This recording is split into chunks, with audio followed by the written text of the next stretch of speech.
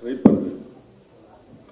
Okay, so hi to all the press, and I'd like to thank Suresh sir and Dulkar sir, Wayfarer Films, Suresh Productions. I'd like to thank my director Selva for choosing me. First வாட்டி நாங்கள் வந்து around the third day or fourth day or something செட்டுக்கு போன உடனே கொஞ்சம் லோக்கலாகவே பேசிடுறேன்.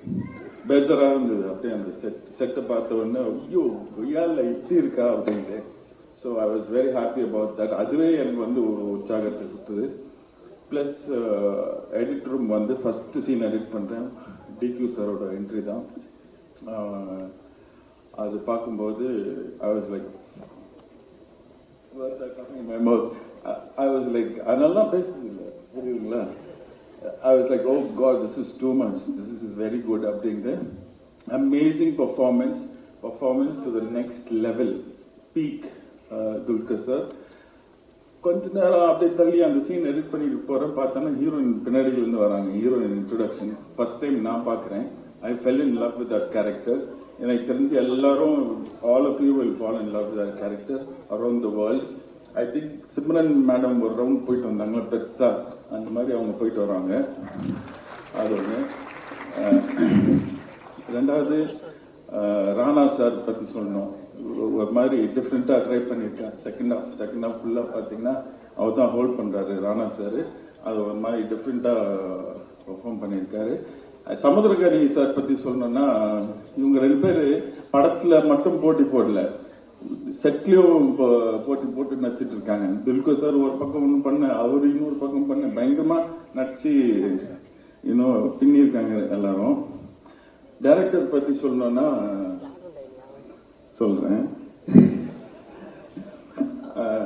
யூஸ்வலா வந்து நிறைய இன்டர்வியூஸ்ல கேட்பாங்க. இந்த மாதிரி இன்டர்வியூஸ்ல தான், தனிப்பட்ட இன்டர்வியூஸ்ல தான் நான் அதிகமாக பேசுறது. இந்த மாதிரி பேசுனதே கிடையாது.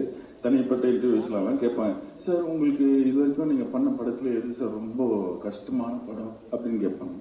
நான் வந்து mostly all films R the same only அப்படின்னு தான் சொல்லுவேன். ஆனால் இன்னைக்கு யாராவது அந்த கேள்வி கேட்டிங்கன்னா அது நான் வந்து காந்தா படம் தான் சொல்லுவேன்.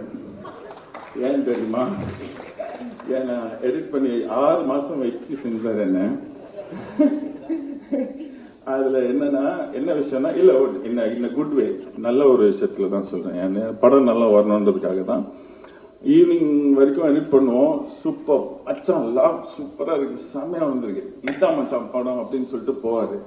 அத்தனை நாள் காலைல பார்த்தா ஒரு பேப்பரு, ஒரு 2-3 பேப்பர் இருக்கும். அந்த பேப்பரை பார்த்த உடனே எனக்கு வந்து வடிவேல் ரியாக்ஷன் தான், ஐயோ ஐயோ புத்ரா அப்படின்ட்டு. ஸோ அந்த மாதிரி அவரோட கொஸ்டின் வந்து எனக்கு இருக்காது, அவரோட படத்தோட கொஸ்டின் அவருக்கே இருக்கும். இந்த மாதிரி அவரே கேள்வி கேட்டு அந்த கேள்வியை என்கிட்ட கேட்பார். இந்த மாதிரி இதனால இப்படி பண்ணா இப்படி இருக்குமோ அப்படின்னு சொல்லிட்டு என்ன ஒரு மாதிரி கன்ஃபியூஸ் பண்ணி விட்டுருவாரு. கன்ஃபியூஸ் திருப்பி வெளியே போய் கொஞ்சம் ரெஸ்ட் எடுத்து திருப்பி வந்து எடிட் பண்ணுவோம். ஸோ அந்த மாதிரி போயிடுச்சு. Editing was good actually, but learning process எனக்கே ஒரு லேர்னிங் ப்ராசஸ் தான் இருந்தது. So yeah, I like thank Prashant also, and the art direction was really good, and I know this film is going to be a big hit, and I would like to say that I see something in Selva. He is going to be one of the top young directors of one of the top directors and not that I want his next film, just saying. Ice போடல நான்